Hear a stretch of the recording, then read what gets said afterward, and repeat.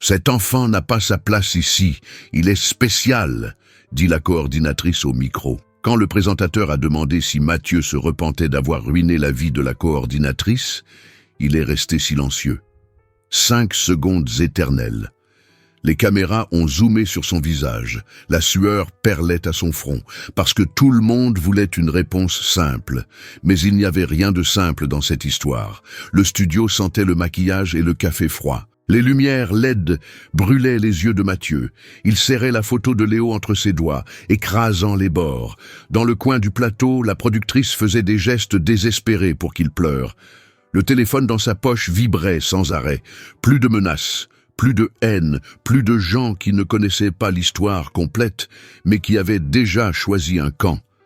Mais Mathieu n'était pas sur ce plateau pour se défendre. Il essayait de réparer ce qu'il avait brisé sans le vouloir. La vidéo qu'il avait postée n'était pas censée devenir virale.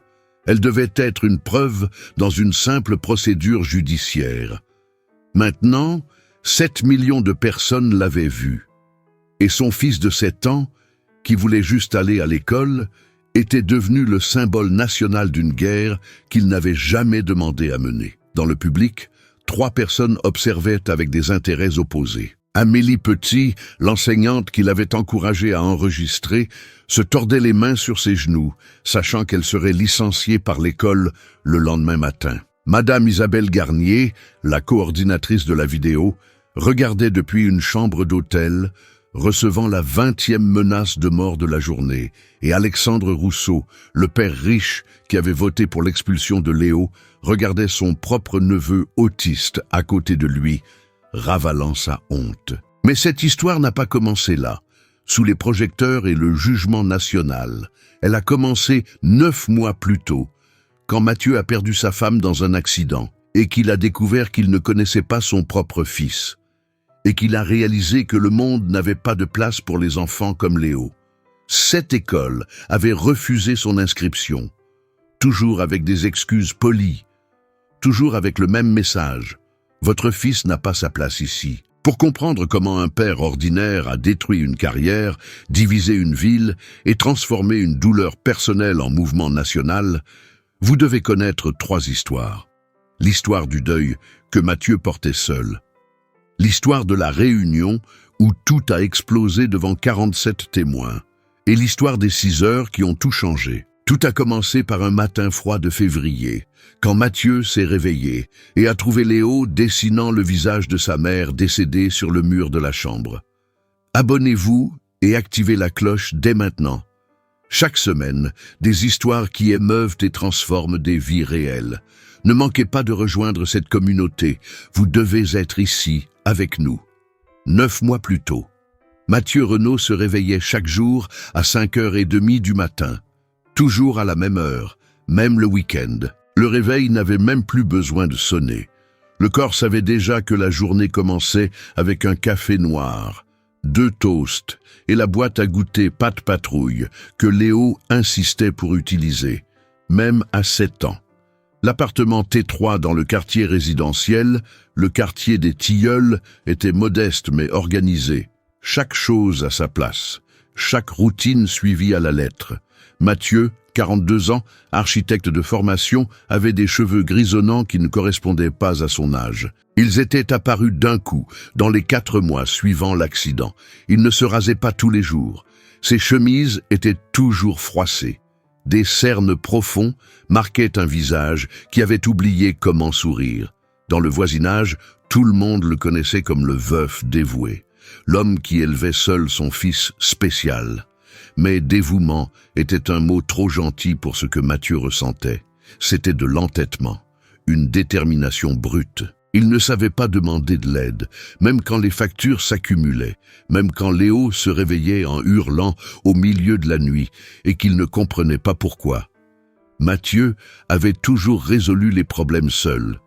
Il construisait des immeubles, calculait des structures, gérait des chiffres qui obéissaient, mais un fils n'est pas un bâtiment, et le deuil n'est pas un projet. Claire, sa femme, était morte dans un accident stupide, renversée par un chauffard en traversant la rue près de chez eux. Le conducteur avait pris la fuite, jamais retrouvé. C'était elle qui s'occupait de tout ce qui concernait Léo. Les thérapies, les médecins, l'école spécialisée, les crises sensorielles. Mathieu travaillait trop. Il y avait toujours un chantier, un client, une réunion. Il rentrait tard, embrassait son fils endormi, demandait à Claire comment s'était passée la journée. Elle répondait que tout allait bien. Tout allait toujours bien. Jusqu'au jour où elle n'a plus été là. Et Mathieu a découvert qu'il ne connaissait pas les routines de son propre fils. Il ne savait pas que Léo ne mangeait rien de vert. Il ne savait pas qu'il avait besoin de la lumière du couloir allumée pour dormir. Il ne savait pas combien de consultations par semaine il avait. La culpabilité le rongeait de l'intérieur, une tumeur silencieuse qu'aucun médecin ne pouvait enlever. Le rêve de Mathieu était simple. Il voulait que Léo ait une vie normale. Une école ordinaire, des amis dans la rue, une fête d'anniversaire avec un gâteau et des ballons. Le nouveau sac à dos Pat' Patrouille était accroché à la porte de la chambre de Léo depuis 3 mois. Acheté avec espoir, conservé avec frustration. 7 écoles privées avaient refusé l'inscription. Toujours poliment, toujours avec la même excuse. Nous n'avons pas la structure adéquate. Mathieu comprenait le code. Il ne voulait pas d'un enfant qui dérangerait les autres. Il ne voulait pas compromettre les taux de réussite. Il ne voulait pas le travail supplémentaire. Il regardait ce sac à dos tous les jours et sentait sa poitrine se serrer. Ce n'était qu'un sac à dos. Mais il représentait tout ce que Léo n'avait pas. Un samedi après-midi, Mathieu a emmené son fils au parc. Léo adorait les balançoires, mais seulement une spécifique, la rouge dans le coin gauche. Si elle était occupée, il entrait en crise. Ce jour-là, un enfant se balançait exactement sur celle-là. Léo a commencé à crier, à s'arracher les cheveux. Mathieu essayait de le calmer, mais ne savait pas comment. Les autres mères regardaient avec un mélange de pitié et d'agacement. Il sentit la honte lui brûler le visage.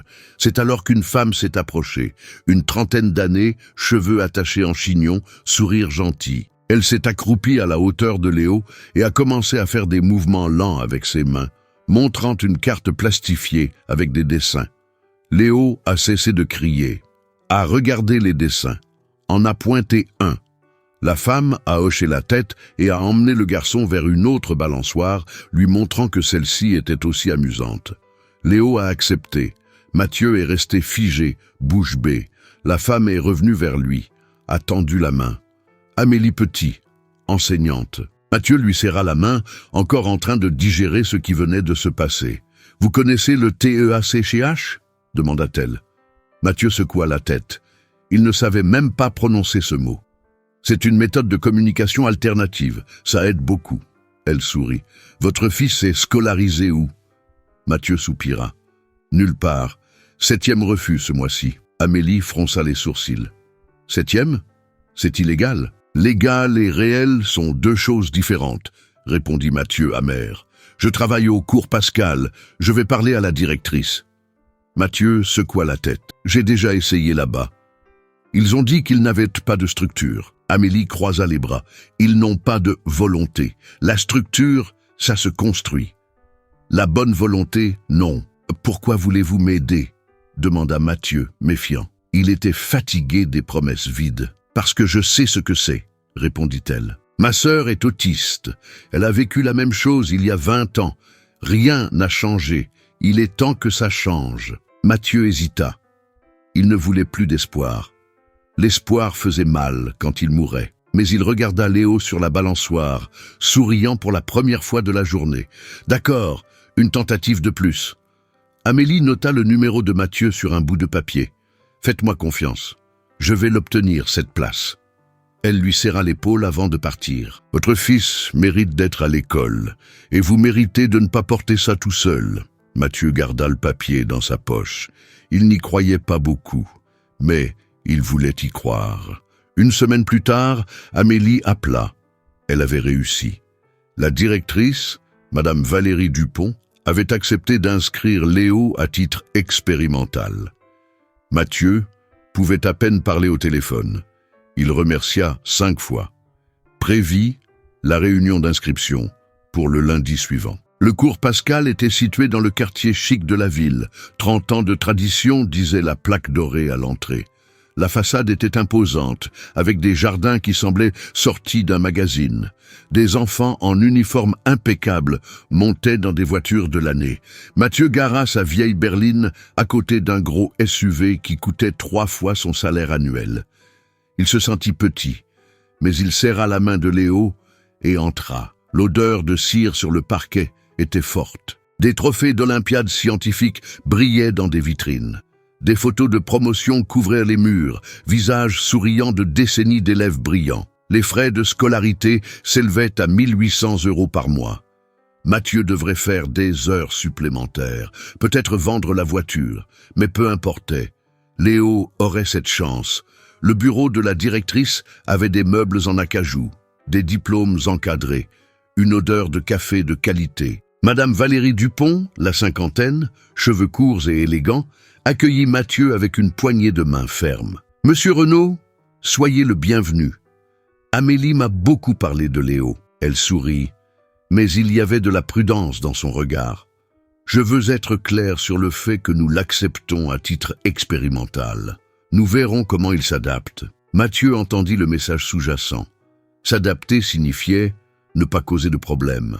« Je comprends, » répondit-il. Léo est un enfant incroyable. Il a juste besoin de patience.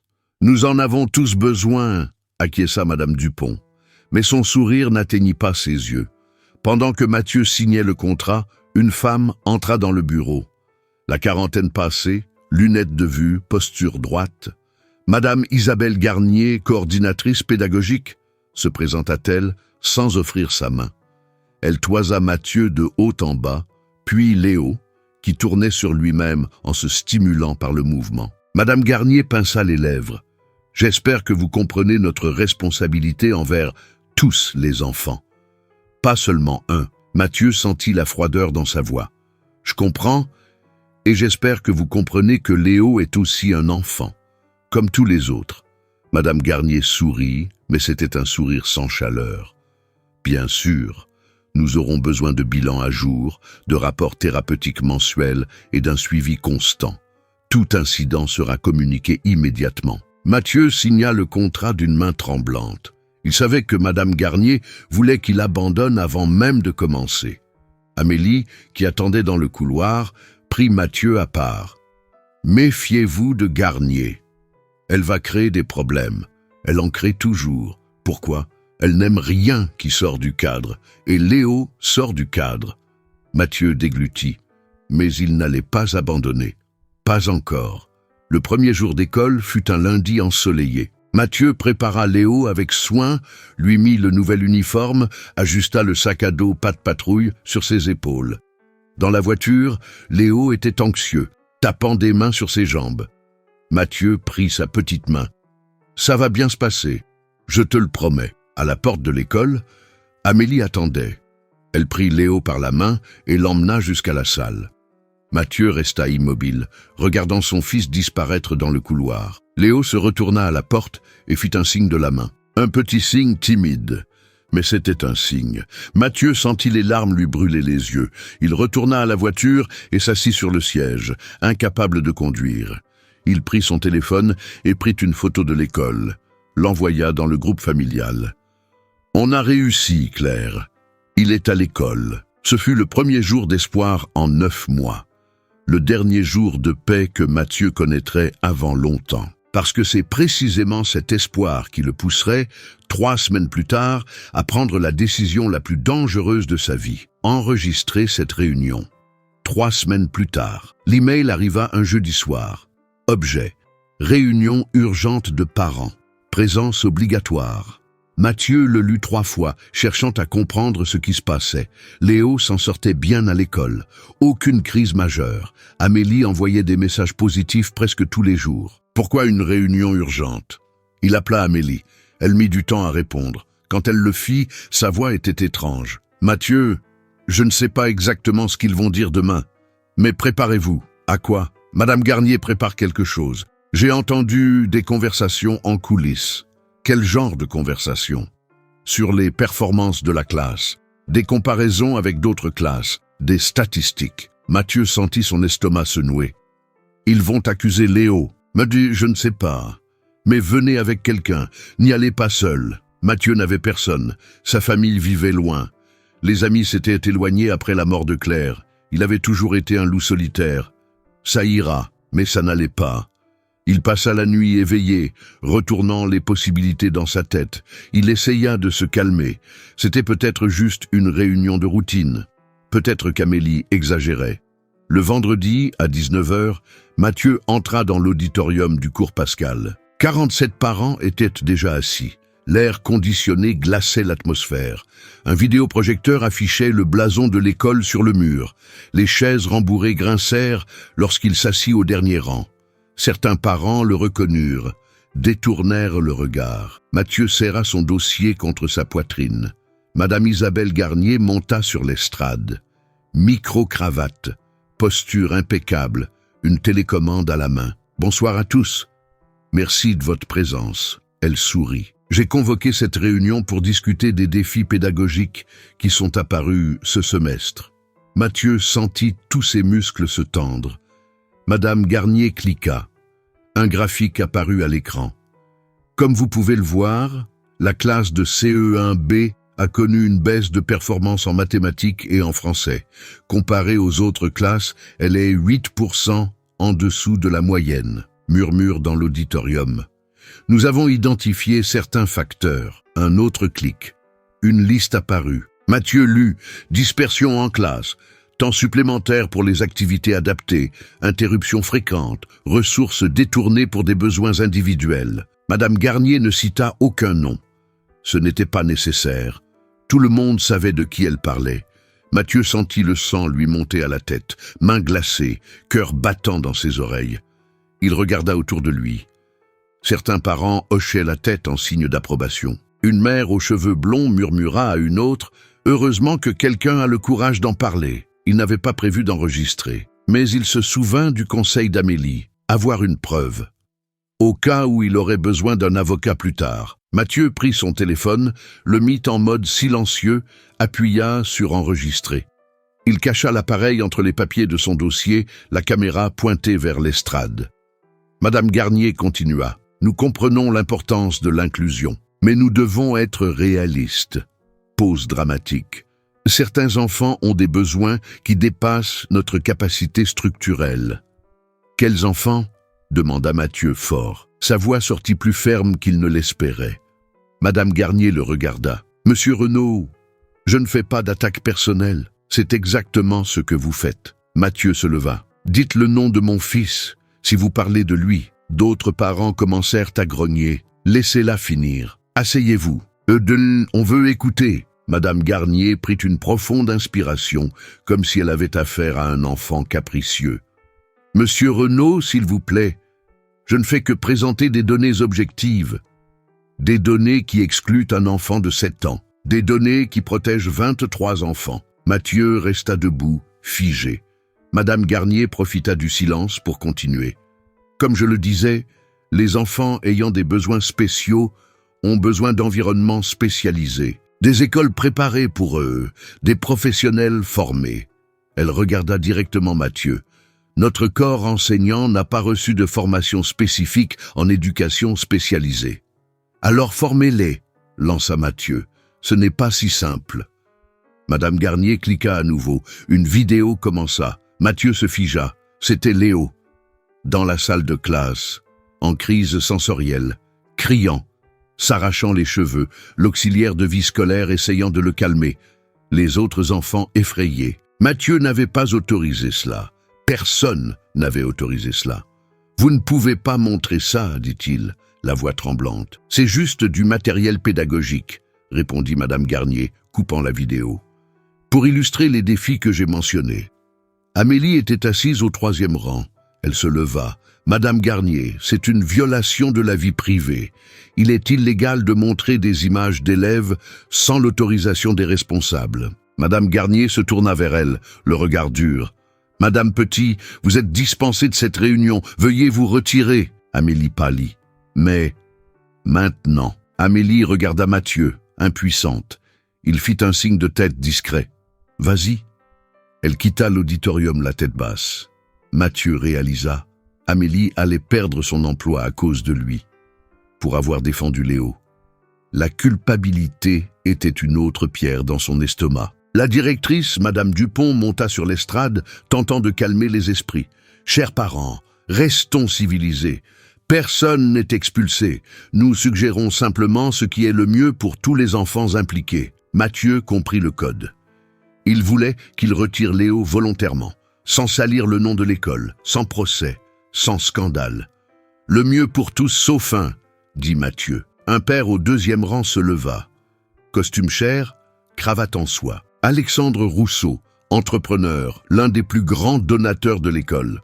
Avec tout le respect que je vous dois, monsieur Renaud, ma fille est dans cette classe et je paie cher pour un enseignement de qualité. Si la classe a des performances inférieures, quelque chose doit être fait. D'autres parents acquiescèrent. C'est vrai, nos enfants ne peuvent pas être pénalisés. On comprend votre situation, mais... Mathieu regarda autour de lui. Il était seul. 47 contre 1. Madame Garnier saisit l'opportunité. Reprit le micro, la voix calme, presque compatissante. Monsieur Renaud, comprenez bien. Nous ne disons pas que votre fils ne mérite pas d'éducation. Nous disons qu'il mérite la bonne éducation, dans des endroits préparés pour lui. Des endroits préparés, répéta Mathieu, amer. Vous savez ce que ça signifie? Ça signifie qu'il n'aura jamais d'amis, qu'il n'ira jamais à des fêtes d'anniversaire, qu'il ne sera jamais normal. La normalité est relative, dit Madame Garnier. Pour vous, qui n'avez jamais eu d'enfant différent. Madame Garnier hésita. Quelque chose traversa son visage. De la douleur, peut-être, mais ce fut rapide. Si, j'en ai eu un, et c'est pour ça que je sais de quoi je parle. Mathieu ne s'attendait pas à ça. Il resta sans voix. Madame Garnier continua. « Mon fils a un TDAH. Il est passé par l'école ordinaire. Il a subi du harcèlement. Il a développé une dépression. À 12 ans, il a tenté de se suicider. » Sa voix trembla. « Et je n'ai jamais pardonné à l'école qui avait promis l'inclusion et qui a livré l'abandon. » L'auditorium devint silencieux. C'est pourquoi Madame Garnier prit une profonde inspiration. Je préfère être honnête. Je préfère dire que nous n'avons pas la structure plutôt que de promettre quelque chose qui blessera l'enfant. Mathieu sentit le sol se dérober. Elle n'était pas cruelle. Elle était protectrice. De la mauvaise manière. De la manière qui faisait mal. Mais elle essayait de protéger Léo. « Mon fils n'est pas votre fils, » dit Mathieu, la voix basse. « Léo est heureux ici. Pour la première fois depuis la mort de sa mère, il est heureux. Mais les autres enfants ne le sont pas, » intervint Alexandre Rousseau. « Les autres enfants peuvent apprendre à vivre avec les différences, » rétorqua Mathieu. « Ou ils peuvent voir leurs droits bafoués, » cria une mère du fond. La réunion tourna au débat. Les voix se superposaient, accusations, défense. Madame Garnier tenta de reprendre le contrôle, mais elle l'avait perdu. La directrice Madame Dupont demanda le silence. Personne n'écoutait. C'est alors que Mathieu prit la décision qui allait tout changer. Il leva son téléphone. « Vous êtes en train d'être filmé. » Silence instantané, mortel. Tous se tournèrent vers Mathieu. Madame Garnier pâlit. « Quoi ? Chaque mot que vous avez dit est ici. » Mathieu montra le téléphone, la lumière rouge d'enregistrement clignotant. « Y compris la vidéo non autorisée de mon fils. » Madame Garnier descendit de l'estrade, furieuse. « C'est illégal. Enregistrer sans consentement est un délit. »« La discrimination aussi, » lança Mathieu. « Et j'en ai la preuve. » Alexandre Rousseau se leva. « Vous n'allez rien faire avec ça. Vous allez l'effacer maintenant. » « Non. » La directrice Madame Dupont leva les mains. « Monsieur Renaud, parlons calmement. Pas besoin d'en arriver là. On y est arrivé quand vous avez montré une vidéo de mon fils sans autorisation. » 2 agents de sécurité s'approchèrent.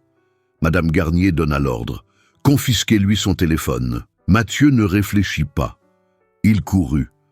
Sorti de l'auditorium en trombe, les agents derrière lui. Traversant le couloir, il poussa la porte de sortie. Amélie était sur le parking, adossée à sa voiture. Quand elle vit Mathieu, elle courut vers lui. « Que s'est-il passé ?»« J'ai tout enregistré. » Mathieu montra le téléphone, les mains tremblantes. « Elle a dit ça, devant tout le monde, que Léo ne peut pas étudier ici parce qu'il est spécial. » Amélie regarda vers la porte. Les agents arrivaient. « Publiez-la, maintenant !»« Quoi? S'ils attrapent le téléphone, ils vont l'effacer. »« Publiez-la sur les réseaux. Maintenant !» Mathieu hésita. Il ne voulait pas d'exposition. Il ne voulait pas de guerre. Il voulait juste que son fils étudie. « Mathieu !»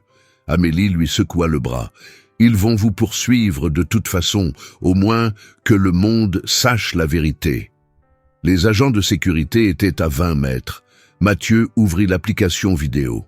Les mains moites. Sélectionna le fichier, tapa le titre. Une coordinatrice d'école humilie un enfant autiste en réunion de parents.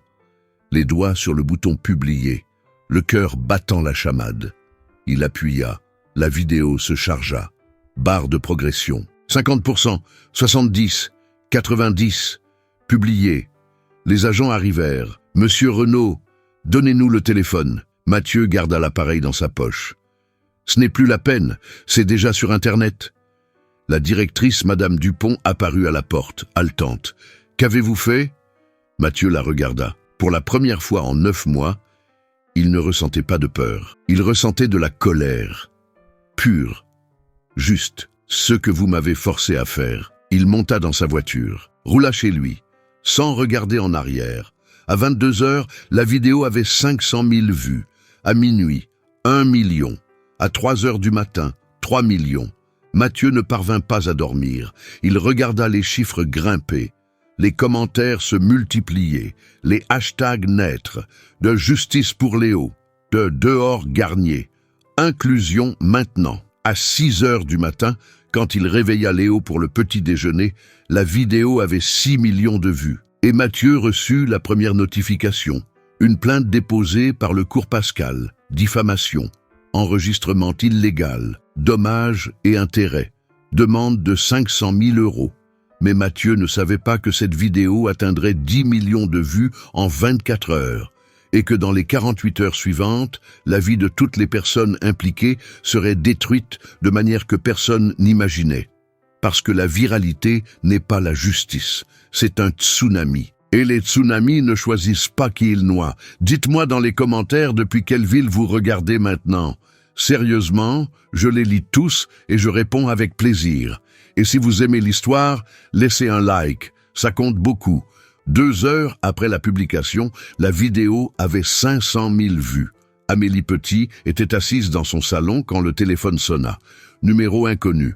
Elle répondit « Madame Petit », c'était la voix de la directrice, Madame Dupont. « J'ai besoin que vous veniez à l'école demain à 8 heures. » Amélie savait déjà ce qui allait arriver. « Je vais être licenciée. » Silence de l'autre côté. Puis, « Nous allons discuter de votre conduite. » À demain. L'appel fut coupé. Amélie regarda les factures étalées sur la table. Factures d'électricité en retard, frais de scolarité de ses filles, loyer à payer dans une semaine. Elle était mère célibataire. Cet emploi payait les factures. Sans lui, elle n'avait pas de réserve pour 1 mois. Mais elle avait fait ce qu'il fallait. Elle le savait. Le lendemain matin, Amélie entra dans le bureau de la directrice. Madame Dupont était là, accompagnée d'un avocat. Pas de café, pas de gentillesse. Asseyez-vous. Amélie s'assit, les mains croisées sur ses genoux. Vous avez violé le code de conduite, commença Madame Dupont. Vous avez encouragé un parent à enregistrer une réunion sans autorisation. Vous avez divulgué des informations confidentielles. Vous avez défié votre supérieur devant des parents. J'ai défendu un élève, corrigea Amélie. Vous avez trahi la confiance de l'institution. L'institution a trahi un garçon de 7 ans. L'avocat poussa un papier sur la table. Accord de résiliation. Vous démissionnez volontairement. Vous recevez vos indemnités de départ. Sinon, licenciement pour faute grave. 0 indemnité. Amélie lut le papier. Trembla. Et si je ne signe pas? Nous vous poursuivrons aussi. Complicité d'enregistrement illégal. Amélie prit le stylo, les mains tremblantes.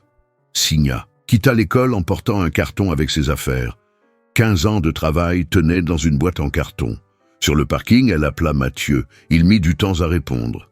Quand il le fit, sa voix était épuisée. « Amélie, j'ai perdu mon emploi. » Silence lourd. « Je suis désolée, dit-elle. Je ne peux plus vous aider. J'ai 2 filles, je ne peux pas m'impliquer. »« Je comprends, répondit Mathieu. Vous en avez déjà trop fait. » Amélie raccrocha. monta dans sa voiture, pleura seule pendant 10 minutes, puis elle essuya ses larmes, prit une profonde inspiration et partit chercher un emploi. 3 jours plus tard, elle reçut un appel inattendu. C'était d'une école municipale de l'autre côté de la ville. La directrice avait vu la vidéo, avait vu Amélie défendre Léo. Elle voulait des enseignants comme ça. Amélie fut embauchée la semaine même. Salaire inférieur, mais conscience tranquille. Pendant ce temps, Mathieu coulait. La vidéo atteignit 2 millions de vues le 2e jour. Des émissions de télévision appelaient pour des interviews. Des ONG de défense des droits de l'homme voulaient faire de lui leur porte-parole. Des avocats proposaient de le défendre gratuitement. Mais Mathieu ne voulait pas des projecteurs. Il voulait juste que Léo étudie. Il était allongé sur le canapé, à 3 heures du matin, incapable de dormir. Léo dormait dans la chambre à côté. La maison était silencieuse, mais la tête de Mathieu hurlait. Il attrapa une vieille boîte sous le lit. Des photos, toutes de Claire. Il commença à regarder. Claire enceinte. Claire tenant Léo nouveau-né. Claire apprenant à Léo à marcher. Claire riant. Toujours riant. Elle était la lumière de la maison. Mathieu était l'ombre. Il se souvint de quelque chose qu'il avait profondément enfoui. Il avait 9 ans quand sa petite sœur est née. Paralysie cérébrale. Les parents devinrent obsédés. Tout le temps, tout l'argent, toute l'attention était pour elle. Mathieu grandit invisible. Le garçon calme qui avait de bonnes notes et ne causait pas de problème. Il s'était juré qu'il ne ferait jamais sentir à un enfant qu'il était moins important. Mais il avait fait exactement cela. Il avait tellement travaillé qu'il avait laissé Claire élever Léo seul. Il rentrait tard, partait tôt. Toujours un chantier, un client, une réunion. Claire ne s'était jamais plainte. Elle disait seulement « Tout va bien, mon amour, on gère », mais elle n'aurait pas dû gérer seule. Mathieu se souvint du dernier jour. Claire était sortie chercher un médicament pour Léo à la pharmacie. Il finalisait une proposition importante. Elle lui avait demandé s'il pouvait y aller. Il avait dit non. 30 minutes plus tard, la police sonnait à la porte. La culpabilité était une blessure ouverte qui ne cicatrisait jamais. S'il y était allé, s'il avait fait attention, s'il avait été présent. Maintenant, il était présent, mais il ne savait pas comment. Il ne connaissait pas les routines de Léo. Il ne connaissait pas les signes de crise. Il ne savait pas ce qui rendait son fils heureux ou triste. Il était un étranger dans la maison de son propre fils. Et il venait de transformer le traumatisme de Léo en divertissement pour des millions. Il avait exposé son fils pour prouver quelque chose. Était-il différent de Madame Garnier? Tous deux avaient utilisé Léo comme un outil, l'une pour exclure, l'autre pour inclure, mais tous deux sans demander ce que Léo voulait. Mathieu pleura pour la première fois depuis l'enterrement. Il pleura bruyamment, désespérément.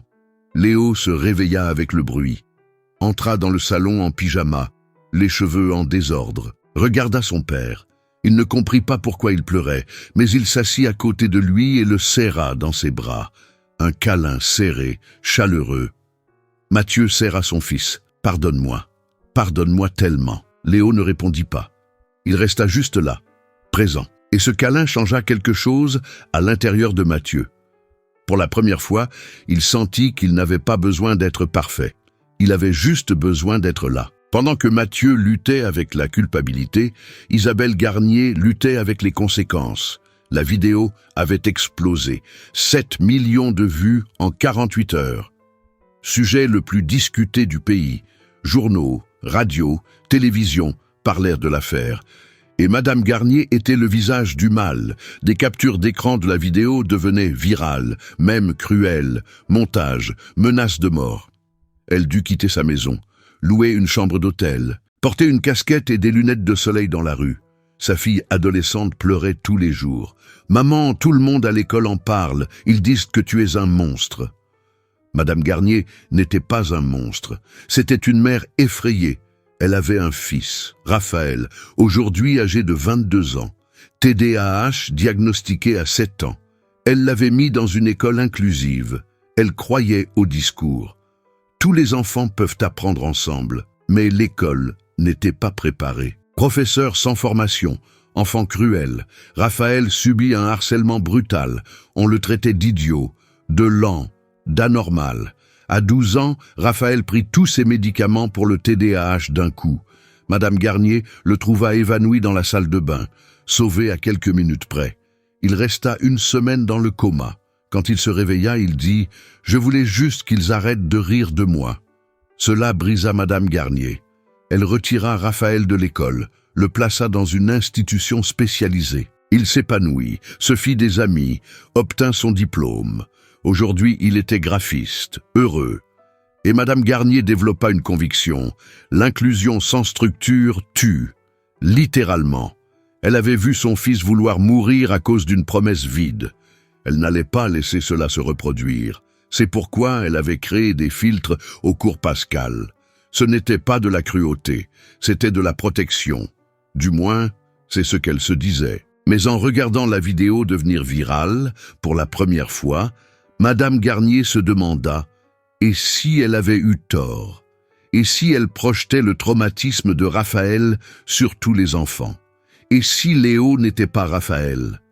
Elle appela l'ancienne thérapeute de Raphaël. Madame Françoise David, 60 ans, cheveux blancs, voix calme. « Isabelle, ça fait longtemps. Ai-je fait ce qu'il fallait ?» demanda Madame Garnier, la voix brisée. « Quoi donc? Protéger ce garçon. Comme je n'ai pas protégé Raphaël. » Silence. Puis, vous avez confondu protection et exclusion. Raphaël a souffert parce que l'école n'avait pas de structure.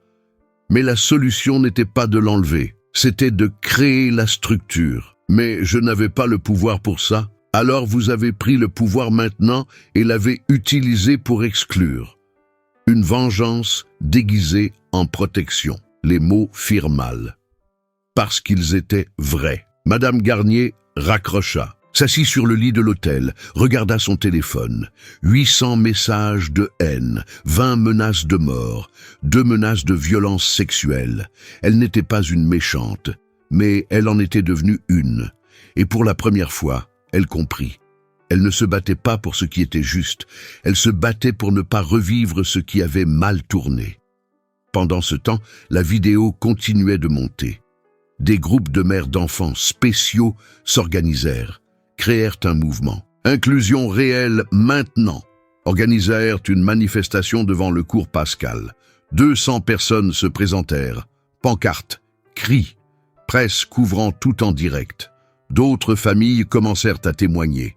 Elles avaient vécu la même chose. 7 écoles de la ville furent exposées, récits de discrimination, inscriptions refusées, enfants humiliés. L'histoire cessa de concerner Mathieu et Léo. Elle devint celle d'un système entier. Les politiciens en profitèrent. Des conseillers municipaux convoquèrent une audience publique. Des députés proposèrent des lois. Tous voulaient apparaître comme des défenseurs de l'inclusion. Personne n'avait rien fait avant. Mathieu reçut des centaines de messages de soutien, mais aussi de haine. Certains disaient qu'il utilisait son fils pour se faire connaître, qu'il voulait la gloire, qu'il traumatisait Léo en l'exposant. Et il y avait du vrai là-dedans. Léo demandait « Pourquoi tant de gens parlent de moi ?» Mathieu ne savait pas quoi répondre. La procédure judiciaire avançait. L'avocat de l'école était agressif. Il demandait 500 000 €, saisie des biens, prison pour diffamation. Mathieu n'avait pas d'argent pour sa défense. Il allait tout perdre. C'est alors qu'il reçut un appel inattendu. « Monsieur Mathieu, Alexandre Rousseau. » Mathieu se souvint, le père riche qui avait voté contre Léo lors de la réunion. « Je ne veux pas vous parler, » dit Mathieu. « S'il vous plaît, juste une minute. » Mathieu allait raccrocher, mais quelque chose dans la voix de l'homme le fit attendre. « J'ai voté pour exclure votre fils, » dit Alexandre. « J'ai voté devant ma famille. Devant mon neveu. Qui est autiste ?» Mathieu ne répondit pas.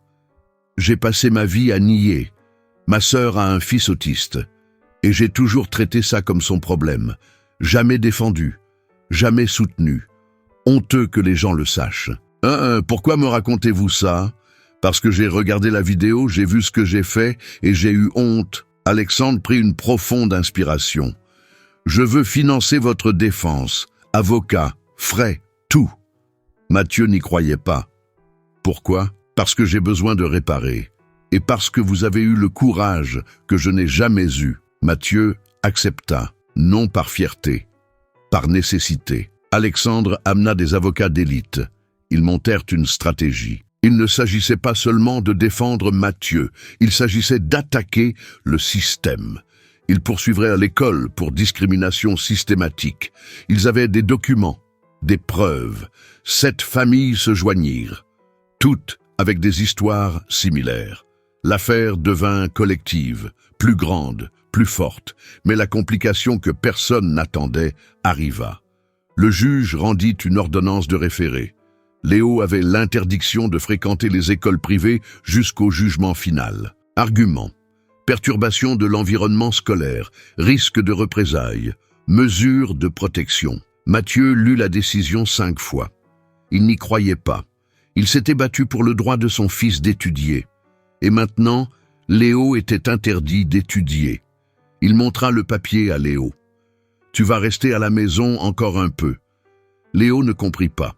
« J'ai fait quelque chose de mal ?»« Non, mon fils, c'est moi qui ai fait quelque chose de mal. » Léo se mit à pleurer. « J'aimais l'école, la maîtresse, les camarades. » Mathieu serra son fils dans ses bras sur le sol, tous deux pleurant. Tout ce qu'il avait fait avait empiré la situation. Le coup s'était retourné contre lui, complètement. Ce fut le point le plus bas. Mais c'est à ce moment-là qu'une lueur d'espoir inattendue apparut. Une journaliste d'investigation appela. Elle avait découvert quelque chose. Ce n'était pas la première fois. Madame Garnier avait discrètement expulsé 9 enfants spéciaux au cours des 6 dernières années, toujours en utilisant une pression voilée, faisant toujours en sorte que les familles retirent leurs enfants volontairement.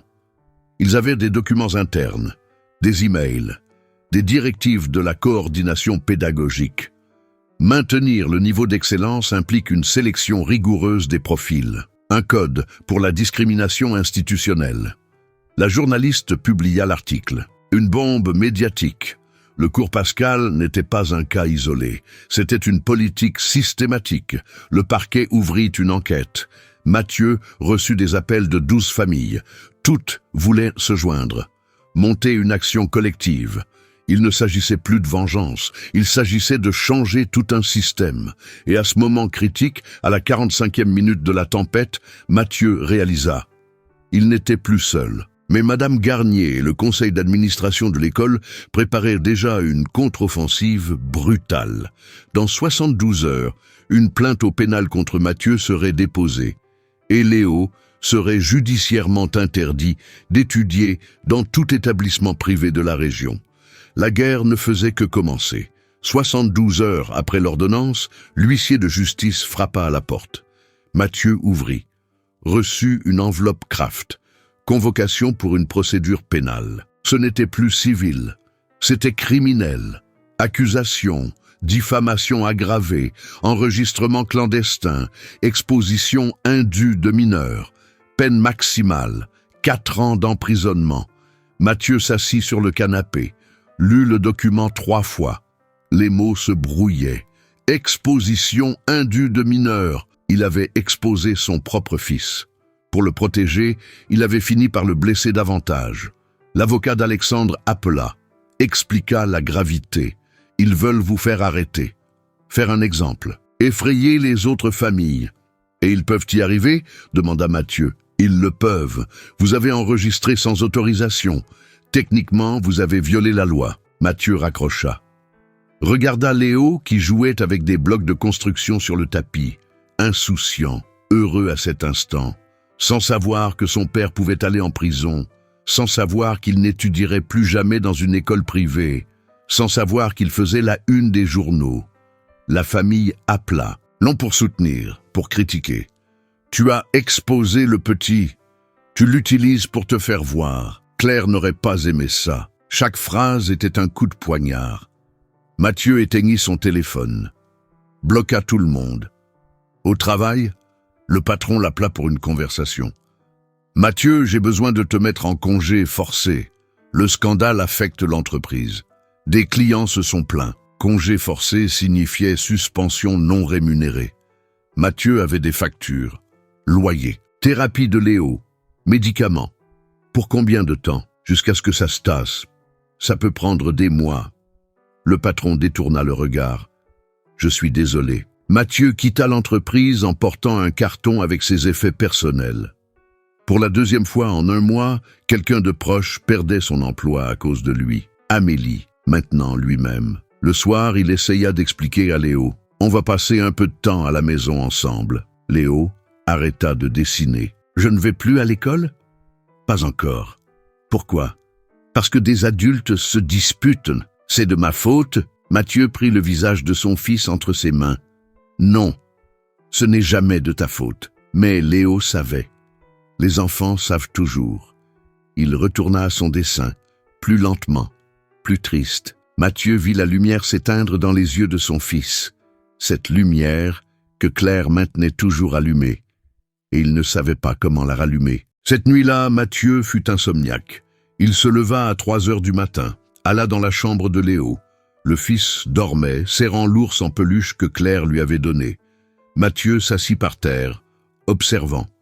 Et pour la première fois, il s'autorisa à tout ressentir. La douleur était physique, elle brûlait dans sa poitrine, remontait dans sa gorge, serrait ses yeux. Il avait échoué. Échoué envers Claire, qui lui avait demandé de se battre pour leur fils. Échoué envers Léo, qui voulait juste étudier. Échoué envers lui-même, qui avait tenté de faire le bien et avait tout fait de travers. Mathieu ne savait pas être père. Il n'avait jamais su. Claire portait le fardeau. Et quand elle est morte, il a réalisé qu'il était un étranger dans sa propre maison.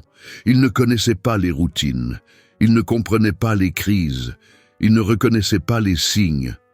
Léo était un mystère qu'il ne savait pas déchiffrer. Et au lieu d'apprendre lentement, avec patience, il avait essayé de résoudre par la force brute, comme il le faisait toujours.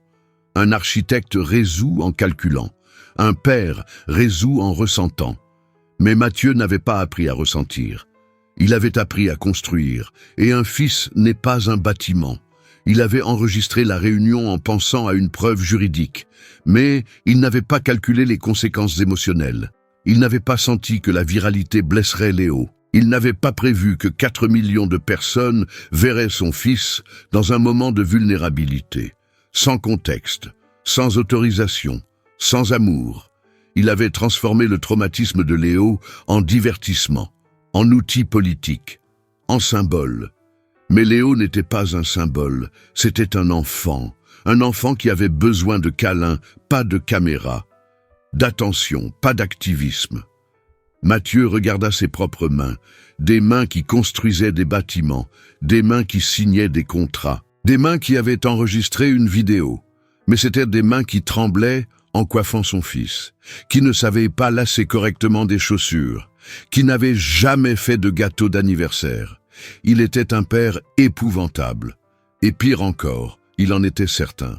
Claire était une mère naturelle, intuitive. Elle savait quand Léo avait besoin d'espace et quand il avait besoin d'un câlin. Mathieu ne savait rien. Il savait seulement travailler. Et travailler ne sauvait pas un fils. La culpabilité corrosive prit le dessus. Mathieu pleura là, sur le sol de la chambre de son fils. Il pleura silencieusement pour ne pas réveiller Léo. Il pleura pour la femme qu'il avait perdue, pour le fils qu'il ne connaissait pas, pour tous les mauvais choix. Et au fond, au plus profond de la douleur, il reconnut quelque chose qu'il n'avait jamais admis. Il n'était pas différent de Madame Garnier. Tous deux avaient utilisé Léo, elle pour exclure, lui pour inclure, mais tous deux avaient transformé un enfant en outil. Tous deux avaient décidé pour le garçon sans lui demander ce qu'il voulait. Et maintenant, Léo en payait le prix. Mathieu ne voyait pas d'issue. Le procès avancerait. Il pouvait aller en prison. Léo était interdit d'étudier. L'argent serait épuisé dans 2 mois. La famille l'avait abandonné. Amélie ne pouvait pas l'aider. Il était complètement seul. Et pire, Léo était seul avec lui. Avec un père incompétent qui détruisait tout ce qu'il touchait. Le lendemain matin, Madame Françoise David appela, la thérapeute de Léo. 60 ans, cheveux blancs, voix sereine.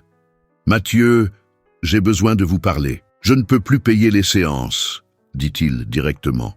Je ne vous facture rien, je vous invite. Venez prendre un café. » Mathieu hésita, mais il n'avait pas l'énergie de refuser. Ils se retrouvèrent dans un petit café. Madame David était déjà là, avec 2 tasses de café. Elle désigna la chaise. Mathieu s'assit. « Vous vous punissez, dit Madame David. Je reconnais mes erreurs. Vous vous noyez dans la culpabilité. C'est différent. » Mathieu remua son café. Il n'avait pas faim, il n'avait pas envie de parler. Mais Madame David n'abandonna pas. « Mathieu, vous n'avez pas eu tort d'enregistrer. Vous avez eu tort de viraliser sans penser aux conséquences. Et savez-vous ce que cela prouve? Que vous êtes humain, que vous avez ressenti de la douleur et que vous avez réagi. J'ai mal réagi. Vous avez réagi comme un père désespéré. Claire aussi a eu tort. Elle a tout porté seule et ne vous a pas appris à être père.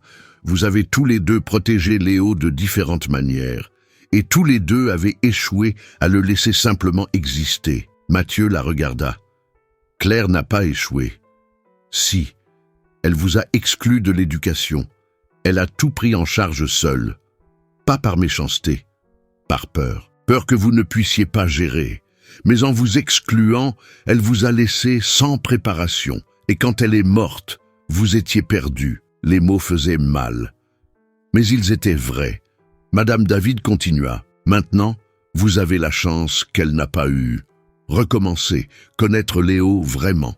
Non pas comme un projet à réparer, comme une personne à aimer. Mais le combat, commença Mathieu.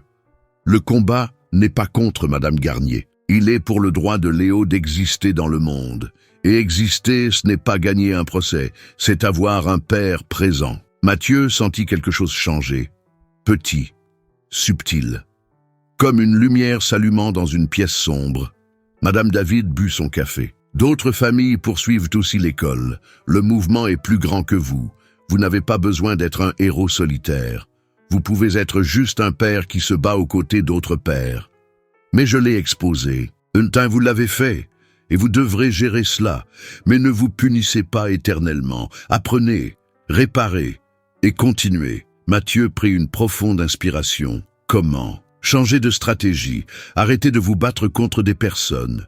Commencez à vous battre pour des politiques. Ce n'est pas une guerre personnelle contre Madame Garnier. C'est un mouvement pour une inclusion réelle, et un mouvement se fait collectivement. Mathieu rentra chez lui l'esprit plus clair. Il appela Alexandre, rassemblait les familles. 12 familles se présentèrent, toutes avec des histoires similaires. Enfants expulsés, inscriptions refusées, humiliations voilées. Mathieu regarda autour de lui. Il n'était pas seul. « Je ne me rétracterai pas, dit-il, mais je vais changer de stratégie. Ce n'est pas une guerre contre Madame Garnier, c'est une lutte pour une loi qui protège nos enfants. » Un père demanda « Quel genre de loi ?»« Une loi municipale. Contrôle obligatoire des écoles, amende lourde pour discrimination, formation obligatoire des enseignants et une place garantie pour les enfants spéciaux. Ça prend des années, dit une mère. Alors on commence aujourd'hui. » Alexandre se leva. « Je vais financer la campagne. Avocat, frais. Nous irons au conseil municipal, audience publique, pression politique. » Mathieu accepta de payer le prix. Il pouvait perdre le procès, payer une amende, avoir son nom sali. Mais il garantirait qu'aucun enfant ne revivrait cela. Ils passèrent 3 jours à planifier, collecter des preuves, rassembler des témoignages, documenter des cas, préparer un projet de loi. Mathieu travaillait jour et nuit, mais maintenant avec un objectif différent. Ce n'était pas de la vengeance, c'était de la construction. Et un soir, alors qu'il organisait des documents, Léo entra dans le salon. « Papa, tu es occupé ?» Mathieu ferma l'ordinateur portable. « Jamais pour toi !» Léo grimpa sur ses genoux. Ils restèrent ainsi, enlacés, sans mots, juste une présence. Et Mathieu sentit que c'était plus important que n'importe quelle victoire judiciaire. Être là, présent, finalement. Le lendemain, Mathieu fit ce que personne n'attendait. Il appela Madame Isabelle Garnier. Elle répondit, surprise. « Monsieur Mathieu, je veux vous inviter à l'audience publique en faveur de l'inclusion. » Long silence. Puis, « Pourquoi ? Parce que vous n'êtes pas l'ennemi. Vous êtes une mère qui a souffert et a essayé de protéger de la mauvaise manière. Comme moi. Et si nous y allons ensemble, nous changeons le système pour de bon. Madame Garnier ne répondit pas immédiatement, mais elle ne raccrocha pas. Et c'était un début. La confrontation finale était sur le point de commencer, et l'avenir de 300 enfants spéciaux de la ville dépendait de ce moment. Mathieu avait tout perdu, mais pour la première fois, il savait exactement pourquoi il se battait. L'audience publique fut fixée à un mardi, 14 heures. L'hôtel de ville était bondé, 300 personnes, des files d'attente à l'extérieur, la presse nationale, retransmission en direct. Mathieu arriva tôt, les mains moites, la cravate que Claire lui avait donnée il y a des années, la seule qu'il avait. Léo était resté avec Madame David. C'était mieux ainsi. Ce moment ne concernait pas l'exposition. Il concernait le changement. Les familles s'assirent ensemble. 12 pères, 14 mères, certains avec leurs enfants plus âgés. Alexandre était au premier rang, à côté de Mathieu. Il serra l'épaule de son ami. « Respire, tu vas y arriver. » Les conseillers municipaux entrèrent. 17 au total. Certains solidaires, d'autres sceptiques, 3 ouvertement contre. Le groupe conservateur avait déjà exprimé son inquiétude. La loi va générer une avalanche de procès. Les écoles ont le droit de choisir leur profil. Et de l'inclusion ne peut pas être forcée. Le président du conseil ouvrit la séance. Audience publique pour débattre du projet de loi municipale numéro 123, contrôle et garantie de l'inclusion scolaire. Premier orateur, Monsieur Mathieu Renaud. Mathieu s'approcha du micro, 300 pères d'yeux sur lui, les caméras zoomant sur son visage. Il prit une profonde inspiration. Il n'allait pas parler de Madame Garnier. Il n'allait pas parler de vengeance. Il allait parler du système. Je m'appelle Mathieu Renaud. Je suis le père de Léo, 7 ans, autiste. Je suis aussi le fils de Maria, mère de Sofia, ma sœur née avec une paralysie cérébrale. J'ai grandi en voyant ma sœur être exclue des parcs, des fêtes, des écoles. J'ai grandi en croyant que le monde n'avait pas de place pour les personnes différentes. Et quand mon fils est né, j'ai répété le cycle. J'ai trop travaillé. J'ai fui la réalité. J'ai laissé ma femme porter le poids seule. Il fit une pause. Regarda les familles, Alexandre, les conseillers. Il y a 9 mois, j'ai perdu ma femme. Je me suis retrouvé seul avec mon fils. Et j'ai découvert que le monde n'avait pas changé. 7 écoles ont refusé son inscription. Toutes avec des excuses polies. Toutes avec le même message. Votre fils n'a pas sa place ici.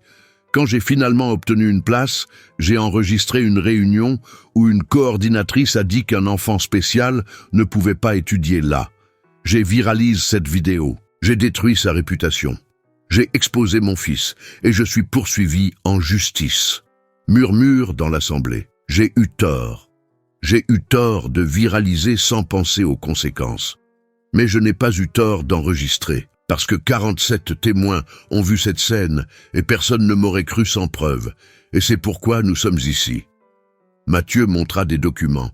Ces 3 dernières semaines, nous avons collecté des données. 43% des écoles privées de cette ville refusent illégalement les inscriptions d'enfants spéciaux. 72 cas documentés ces 2 dernières années. Familles poussées à retirer leurs enfants. Enfants humiliés en réunion. Un système entier construit pour exclure. Il prit une profonde inspiration. Nous proposons une loi municipale. Amende de 50 000 € pour les écoles qui discriminent. Révocation de la licence en cas de récidive. Formation obligatoire pour les enseignants. Contrôle du parquet. Et une place garantie par la loi pour les enfants spéciaux. Applaudissements. Certains conseillers approuvèrent. D'autres froncèrent les sourcils. Un conseiller du groupe conservateur demanda la parole. Monsieur Mathieu, nous comprenons votre douleur, mais les écoles privées ont leur autonomie. Elles ne peuvent pas être obligées d'accepter des élèves qui compromettent la qualité de l'enseignement. Mathieu le regarda. Les enfants spéciaux ne compromettent pas la qualité. C'est le manque de préparation des adultes qui la compromet. Applaudissements plus forts. D'autres parents montèrent pour témoigner. Histoire d'humiliation. Porte fermée. Enfant traumatisé. Une mère pleura en racontant que sa fille de 9 ans avait demandé « Maman, pourquoi personne ne veut de moi ?» L'assemblée resta dans un silence lourd. Il y eut 2 témoignages. 3, 5, 7. chacun plus douloureux que le précédent. Le pays entier regardait en direct, sujet de tendance, journalistes mettant à jour minute par minute. Alors la porte du fond s'ouvrit. Isabelle Garnier entra. Silence absolu. Les gens se retournèrent. Les caméras se précipitèrent vers elle. Madame Garnier était différente. Sans maquillage, cheveux simples, vêtements discrets. Elle se dirigea vers le micro. Mathieu descendit, lui laissa la place. Madame Garnier monta, les mains tremblantes. « Je m'appelle Isabelle Garnier. Je suis la coordinatrice de la vidéo. » Des huées commencèrent. « Dehors! Honte à vous !» Mathieu leva la main, demandant le silence. Les huées cessèrent. Madame Garnier continua. « Je vais vous dire quelque chose que je n'ai jamais dit publiquement. J'ai un fils, Raphaël, TDAH, diagnostiqué à 7 ans. » Murmure. « Je l'ai mis dans une école inclusive. J'ai cru au discours. Tous les enfants apprennent ensemble, mais l'école n'était pas préparée. Raphaël a subi un harcèlement brutal. À 12 ans, il a tenté de se suicider. Il a failli mourir. » Sa voix se brisa, mais elle continua. « Cela m'a détruite. Je l'ai retiré de l'école ordinaire. Je l'ai mis dans une institution spécialisée. Il s'est épanoui. Et j'ai développé une conviction. L'inclusion sans structure tue. C'est pourquoi j'ai créé des filtres au cours Pascal. Ce n'était pas de la cruauté, c'était de la protection. » Mathieu était assis, écoutant. Il n'interrompit pas. Mais en regardant ce mouvement, en parlant avec une thérapeute, j'ai compris, j'ai confondu protection et exclusion. Mon fils a souffert parce que l'école n'avait pas de structure, mais la solution n'était pas d'exclure d'autres enfants, c'était de créer la structure. Elle regarda Mathieu. « Monsieur Mathieu, vous m'avez détruite. Ma carrière, ma réputation, ma sécurité. J'ai reçu des menaces de mort. Ma fille a été harcelée. » Mathieu baissa la tête. « Mais vous m'avez aussi réveillé. Vous m'avez forcé à voir que je projetais le trauma de Raphaël sur tous les enfants, que j'utilisais le pouvoir pour venger une vieille douleur, et que ce faisant, j'ai blessé des familles innocentes. » Elle prit une profonde inspiration. « Je ne demande pas pardon, je ne le mérite pas. Je dis que je soutiens cette loi, parce que si les écoles sont obligées d'avoir une structure, des enfants comme Raphaël et Léo ne souffriront pas, ni par l'exclusion, ni par la fausse inclusion. » Applaudissements hésitants. Confus. Personne ne s'attendait à cela. Mathieu monta sur l'estrade à côté d'elle. Ils se firent face. Les caméras capturant tout. « Vous m'avez détruite, » dit Madame Garnier, juste pour qu'il entende. « Vous avez détruit 7 familles avant moi. La différence, maintenant c'est public. Et ça le rend juste? Non, mais ça le rend nécessaire. » Madame Garnier le regarda dans les yeux. « Votre fils, il va bien? Non, il est confus, effrayé, interdit d'étudier à cause de moi. Alors, nous sommes pareils. Nous avons tous les deux blessé nos enfants en essayant de les protéger. » Mathieu acquiesça. « C'est pourquoi nous avons besoin de cette loi. Pour que lorsque des gens comme nous font des erreurs, le système ne laisse pas les enfants payer. » Madame Garnier tendit la main. Mathieu regarda.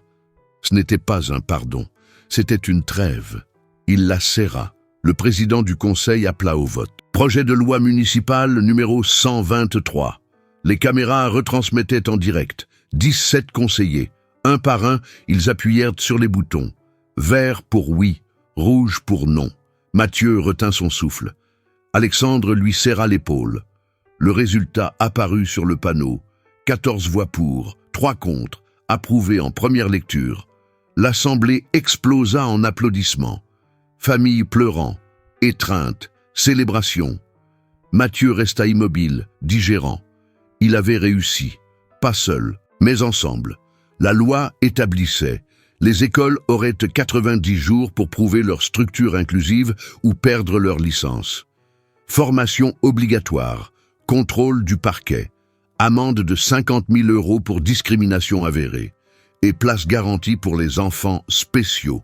Madame Garnier serait mise à pied, pas licenciée. Elle suivrait une formation de 6 mois. L'école paierait une amende de 200 000 € destinée à un fonds de bourse pour les enfants spéciaux. Mathieu sortit de l'hôtel de ville entouré de familles, des journalistes demandant des interviews, mais il voulait juste rentrer chez lui, voir Léo, serrer son fils dans ses bras, Alexandre le prit à part. « Mon neveu ira au cours Pascal l'année prochaine. Je m'en assurerai personnellement. Merci. Pour tout. Non.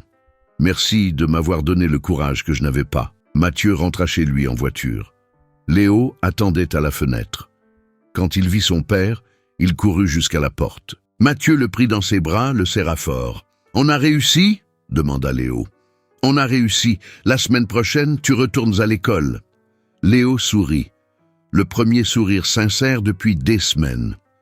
Cette nuit-là, Mathieu coucha Léo, s'assit sur le bord du lit. « Papa, tu t'es beaucoup battu. Je me suis battu, mais pour les bonnes choses. Maman aurait aimé. » Mathieu réfléchit. Claire aurait désapprouvé la viralisation. Elle aurait soutenu la loi. Elle aurait dit qu'il aurait dû lui en parler avant, mais elle aurait été fière de l'homme qu'il devenait. Oui, elle aurait aimé qui j'essaie d'être. Léo serra son ours en peluche. « Moi aussi j'aime. » Mathieu embrassa le front de son fils, éteignit la lumière, laissa celle du couloir allumée comme Léo aimait. Dans le salon, seul, Mathieu regarda la photo de Claire sur l'étagère. « Je n'ai pas tout fait bien, mais j'ai fait du mieux que j'ai pu. » Pour la première fois en 9 mois, il sentit qu'elle serait d'accord. L'histoire ne se terminait pas là, mais elle recommençait. Mieux, plus consciemment, plus présentement. Parce que la victoire n'était pas de gagner un procès, c'était d'avoir un fils heureux, avoir la conscience tranquille, avoir le courage de se tromper et la force de réparer. Et Mathieu avait les 3 maintenant. Mais l'histoire ne se terminait pas par une victoire législative. Parce que 6 mois plus tard, quand Léo retourna enfin en classe, Mathieu découvrit que les lois changent les structures, mais que seul l'amour change les cultures.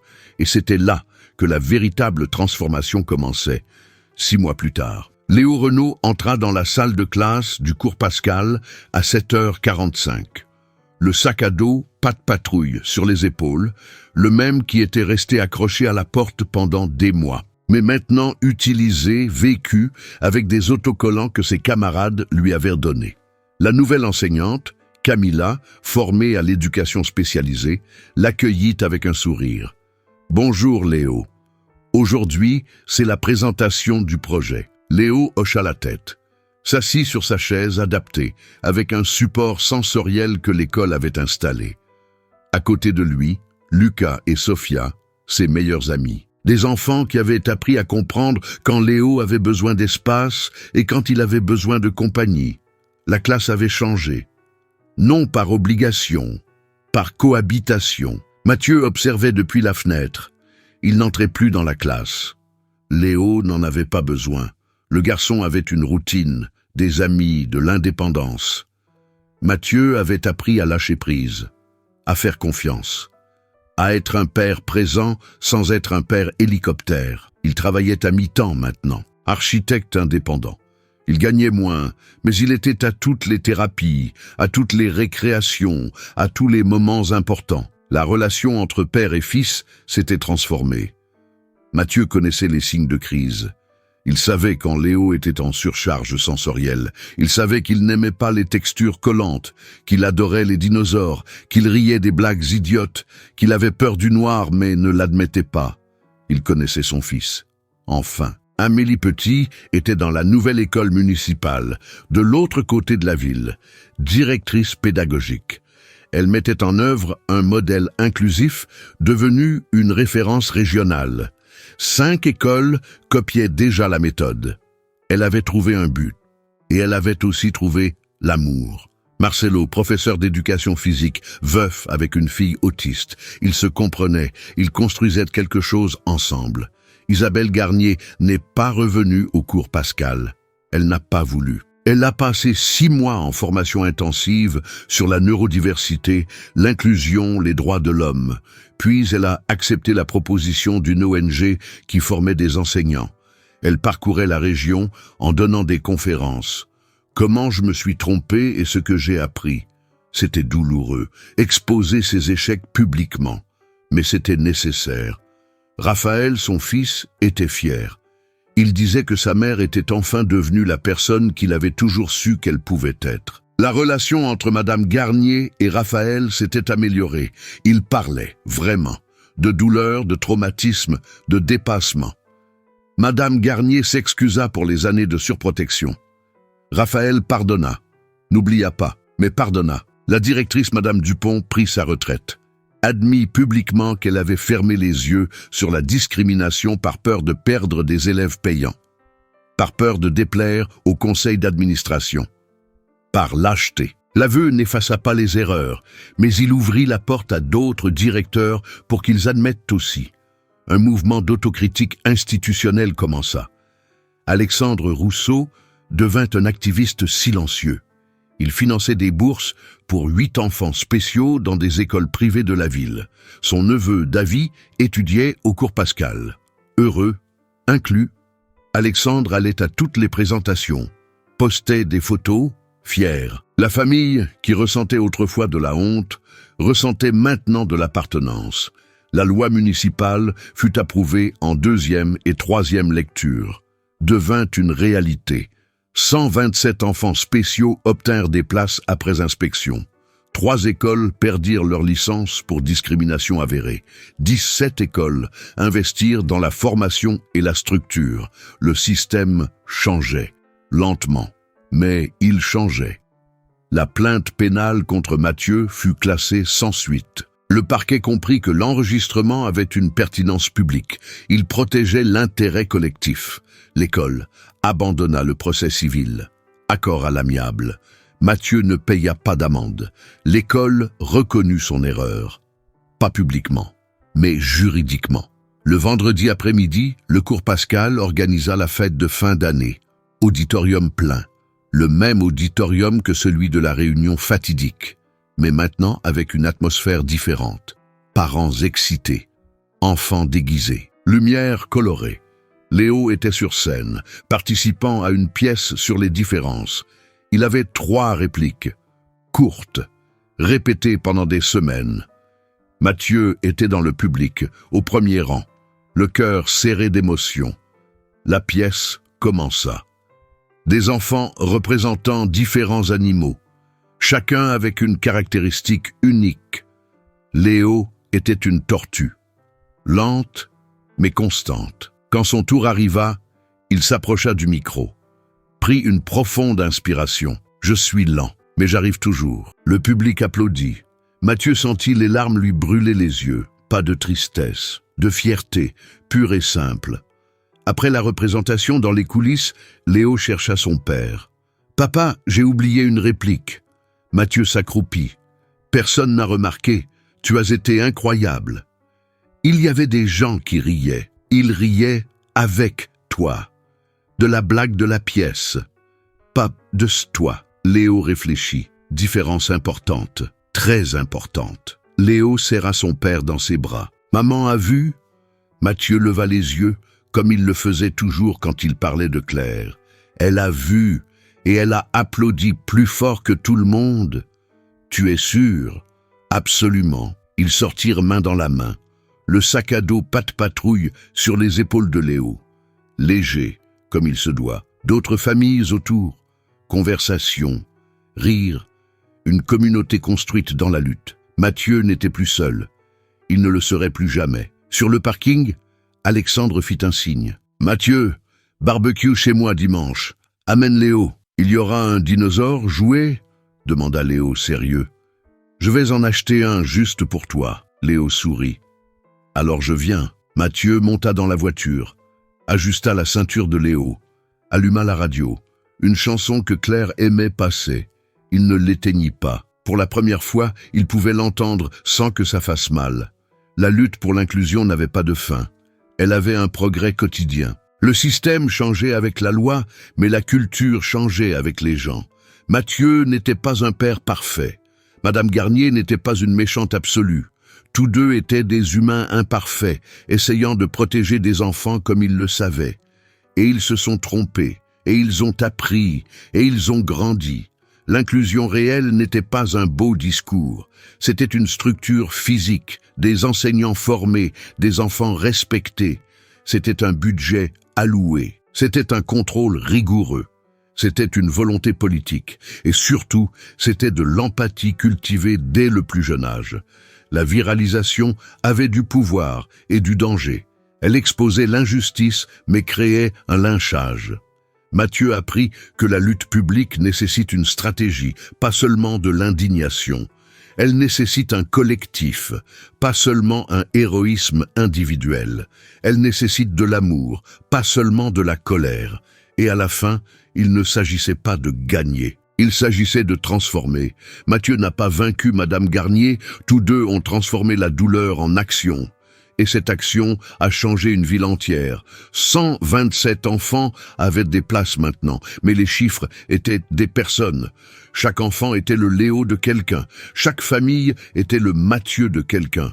L'espoir n'était pas dans une fin heureuse, il était dans un commencement possible. Léo étudiait, Mathieu était présent, Claire reposait en paix. Et le monde avait un peu plus de place pour les enfants différents. Ce n'était pas parfait, mais c'était réel, et le réel était suffisant. Et vous, avez-vous déjà vu un enfant être exclu et êtes-vous resté silencieux parce que vous ne saviez pas comment aider? Avez-vous déjà été cette personne qui a défendu quelqu'un quand tout le monde détournait le regard? Ou étiez-vous celui qui aurait aimé avoir eu le courage de parler? Partagez votre expérience dans les commentaires. Parlez de quelqu'un que vous avez vu être mis de côté, du moment où vous-même avez senti que vous n'aviez pas votre place. Vos mots peuvent être exactement ce qu'une autre mère, grand-mère ou éducatrice a besoin d'entendre aujourd'hui. Abonnez-vous à la chaîne, laissez votre like, activez la cloche. La semaine prochaine, l'histoire de l'enseignante qui a tout risqué pour un élève que le système avait abandonné. Rappelez-vous, nos enfants et petits-enfants observent nos actions, pas nos discours. L'inclusion commence lorsque nous cessons d'être spectateurs et devenons partie prenante du changement. À bientôt.